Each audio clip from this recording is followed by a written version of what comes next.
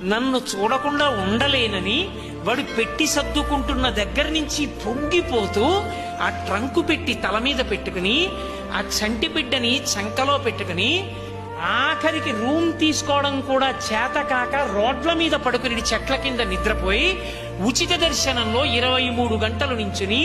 పెట్టిన పులిహార తిని పిల్లాన్ని చంకలో పెట్టుకుని భార్యని చేత్తో పట్టుకుని గోవిందా అంటూ నా వంక చూసి